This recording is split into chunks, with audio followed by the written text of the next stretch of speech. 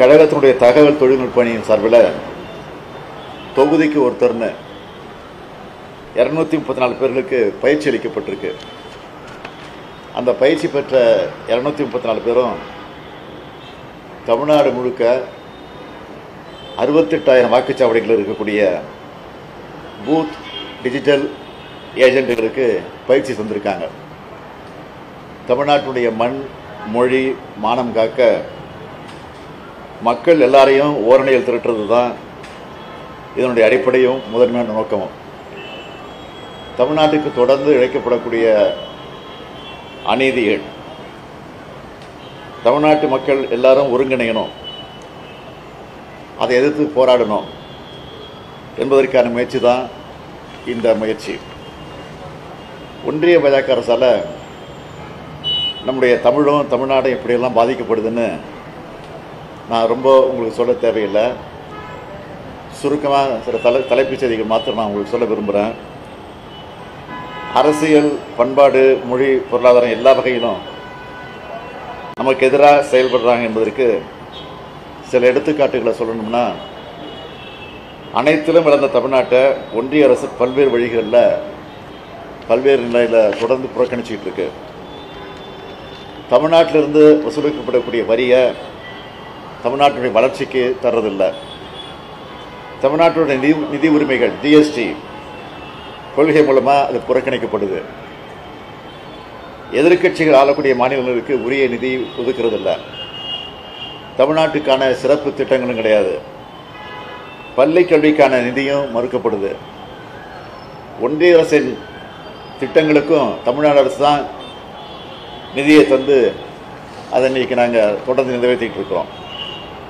NEET தேர்வு மூலமாக அடித்தட்டு மாணவருடைய மருத்துவ கல்வி கனவு சிதைக்கப்பட்டிருக்கு. தேசிய கல்விக் கொள்கை இந்தி திணிப்பு கொள்கையாக மட்டுமே இருக்கு. தமிழுக்கு வெறும் 113 கோடியும், சமஸ்கிருதத்துக்கு 2,532 கோடியும் ஒதுக்கி இருக்காங்க. தமிழருடைய வரலாற்று பெருமைக்கு சொல்லக்கூடிய கீழடி அறிக்கையை வெளியிடாமல் திட்டமிட்டு மறைப்பதற்கான முயற்சியில் ஈடுபட்டிருக்கிறாங்க. இதையெல்லாம் நாங்கள் தொடர்ந்து பேசிகிட்டு இருக்கிற காரணத்தினாலேயே என்னவோ தெரியல, தமிழ்நாட்டோட தொகுதி மறுவரை என்ற பேரில் தமிழ்நாட்டோட நாடாளுமன்ற தொகுதிகளோட கூட எண்ணிக்கையை குறைக்க திட்டம் தீட்டியிருக்காங்க. இப்படி சொல்லிகிட்டே போகலாம். ஒரு சிலவற்றை மட்டும் தான் உங்களுக்கு சொல்லியிருக்கிறேன். இதெல்லாம் வெறும் அரசியல் விமர்சனங்களை மட்டுமல்ல, தமிழ்நாட்டினுடைய உரிமை சார்ந்தவை. இதெல்லாம் அரசியல் கட்சிகளால் மட்டும் இல்லை, ஒட்டுமொத்த தமிழ்நாட்டு மக்களாலும் எதிர்க்கப்படணும். இது அதுக்காக தான் தமிழ்நாட்டில் இருக்கக்கூடிய எல்லா வீட்டுக்கும் போய், அது ஆளுங்கட்சி எதிர்கட்சின்னு பார்க்காம எல்லா வீட்டுக்கும் போய் மக்கள் எல்லாரையும் சந்திக்க போகிறோம்.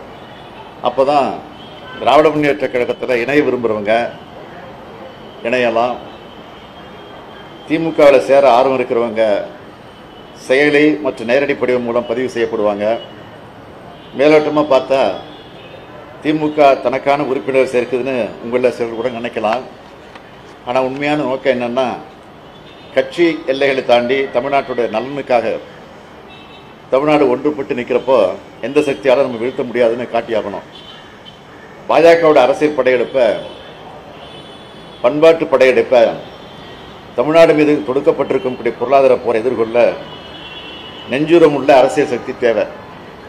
அதை உருவாக்கத்தான் ஓரணியில் தமிழ்நாடு என்கிற பரப்பு உரையை ஒரு இயக்கமாகவே தொடங்கி நடத்த இருக்கிறோம் என்பதை நான் உங்களுக்கு தெரிவித்துக் கொள்கிறேன்.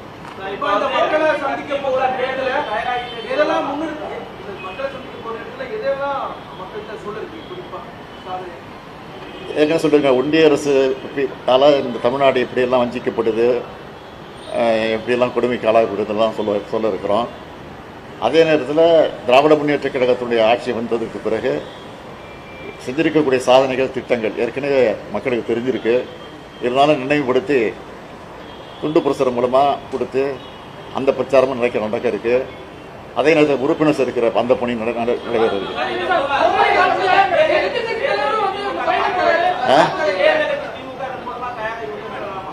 நிச்சயமா இப்ப இல்ல தயாராக ரொம்ப நாளாச்சு.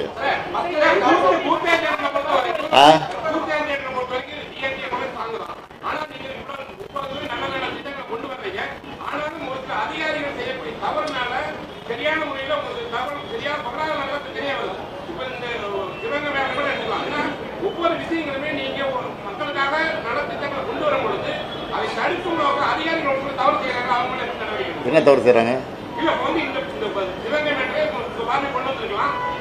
என்னது வந்தோடனே ஆக்ஷன் எடுத்துட்டுமே வந்தோம் எங்களுக்கு எப்போ தகவல்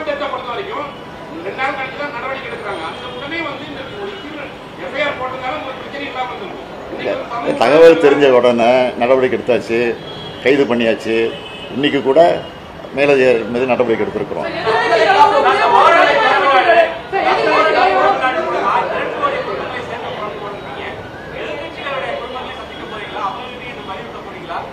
சொல்ல போகிறோம், நிச்சயமாக சொல்ல போகிறோம்.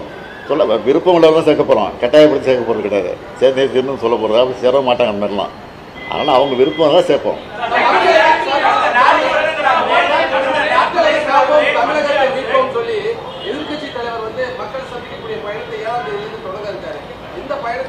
அவர் இப்போதான் மக்களை சந்திக்க போறாரு. இப்போதான் மக்களை சந்திக்க போறாரு. நாங்கள் இப்போ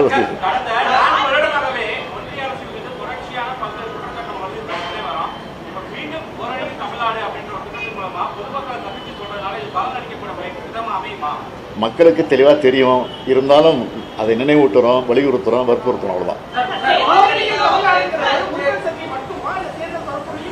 தேர்தல் பரப்புரையும் உண்டு, உறுப்பினர் சேர்ப்பு உண்டு, ஒன்றிய அரசு வஞ்சித்து கொண்டிருக்கக்கூடிய அந்த கொடுமைகளும் உண்டு.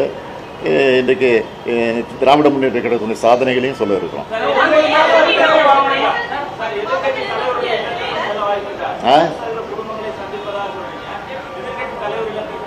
எதிர்கட்சி புரியல.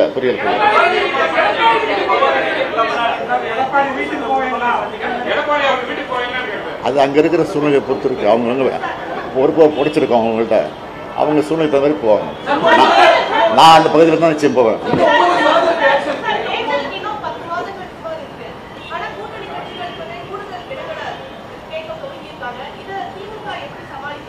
அது தேர்தல் தேதி அறிவித்த பிறகு நாங்கள் உட்காந்து பேசுவோம், அது சமாளிச்சுருவோம். இருக்கலாம்.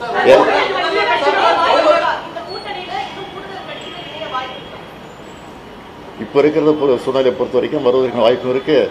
ஆனால் வாய்ப்பு வரக்கூடிய நேரத்தில் அதை எப்படி சேர்ப்போங்கிற சூழ்நிலை எங்களுக்கு இருக்குது. அதனால் கலந்து தான் செய்வோம்.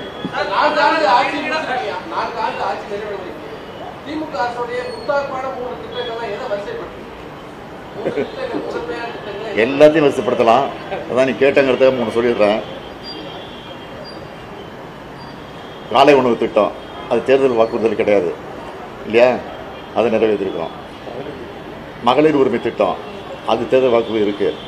அதை கிட்டத்தட்ட 60% நிறைவேற்றிட்டோம். இன்னும் ஒரு 20% மிச்சம் இருக்குது.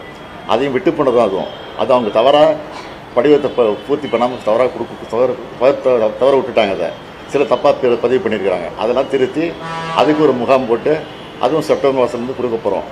அதனால் அது ஒரு திட்டம், அது பெரிய திட்டம். பேருந்து இலவச பயணம், இது கட்டணம் இல்லாமல் பயணம் பண்ணுறாங்களே, அது ஒரு பெரிய திட்டம். ஒரு மாணவர்களுக்கு மாணவிகளுக்கு கல்விக்காக 1000 ரூபாய், ஆரம்ப பள்ளியை முடிச்சுட்டு கல்லூரிக்கு போகும்போது 1000 ரூபாய், அந்த அற்புதமான திட்டம். இப்படி பல திட்டங்கள் இருக்குது.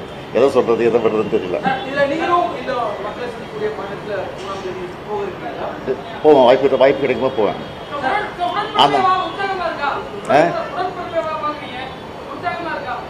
அதனால் தொடர்ந்து பார்த்துக்கிட்டு இருக்கேன்.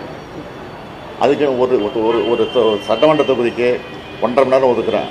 நீங்களே பார்த்துருப்பீங்க. இங்கே நான் 3 தொகுதி எடுத்துக்கிறேன் ஒரு நாளைக்கு, காலை மாலை. ஏன்னா கோட்டையில் போய் வேலை செய்ய வேண்டியிருக்கு, அரசு வேலையும் பார்க்க வேண்டியிருக்கு, நிகழ்ச்சிகளுக்கும் போக வேண்டியிருக்கு. அதுக்கு தகுந்த மாதிரி நான் பார்த்துக்கிட்டு இருக்கிறேன்.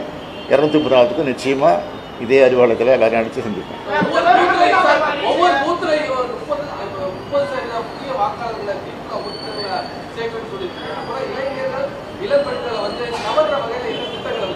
என்னங்க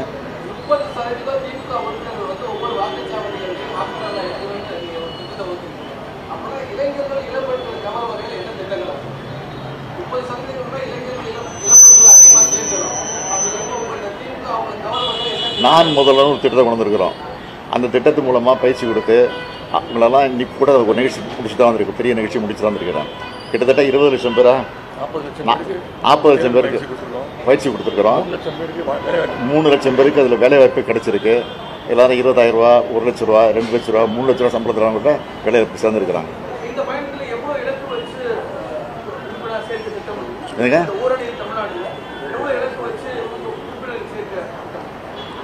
நாங்கள் டார்கெட் ஃபிக்ஸ் பண்ணியிருக்கோம். 30% ஒரு பகுதியில் சேர்க்கணும்னு சொல்லியிருக்கிறோம். எல்லாம் எங்களுக்கு வர செய்தியாக 30 இல்லை 40% சேர்ப்போங்கிற உறுதியும் கொடுத்துருக்குறாங்க. நாங்கள் ஏற்கனவே 200 சொல்லியிருக்கிறோம். அதை தாண்டி தான் வரும்னு நினைக்கிறேன்.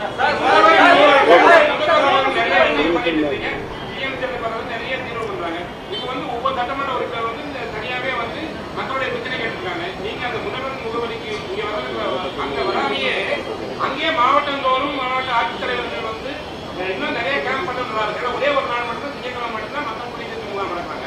தாசில்தார் வந்து தாலுகா ஆஃபீஸ் நிறைய பண்ண போறாங்க. இப்போ அரசின் சார்பில் ஏற்கனவே ஒவ்வொரு நகராட்சிக்கும் போய் மாநகராட்சிக்கும் போய் எல்லா அஃபீஷியல்ஸும் போய் அவங்க ஒரு வாரம் தங்கி அங்கே மக்கள் குறையை கேட்டு அந்த ஸ்பாட்டில் முடிச்சுட்டு வந்துருக்குறாங்க. அது ஒரு ஏற்கனவே முகாம் முடிஞ்சிருச்சு. இப்போ வர இன்னொரு 10 நாளில் மறுபடியும் மீண்டும் அந்த பயணம் தொடங்குகிறோம். அப்போ தான் அந்த மகளிர் விட்டு போன அந்த உரிமை தொகை கூட ஃபில்லப் பண்ணி கொடுக்க சொல்லியிருக்கோம்.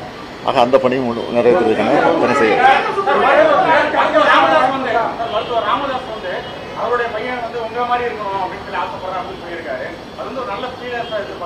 இல்லை, அது அவருடைய ஆசை.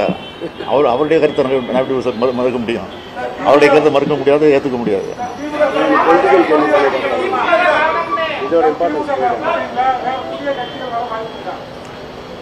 இது வரைக்கும் இல்லை. வந்தால் சொல்லுங்கள், பரிசீலிக்கலாம்.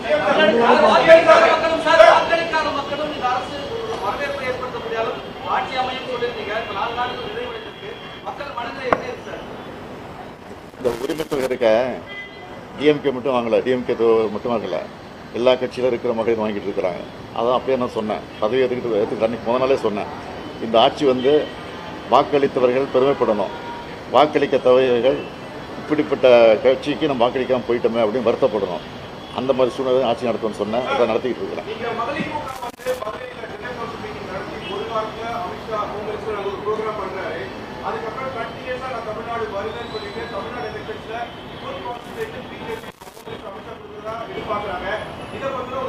அமித்ஷா அடிக்கடி வரணும். நான் ஏற்கனவே சொல்லியிருக்கேன், பிரதமர் அடிக்கடி வரணும்.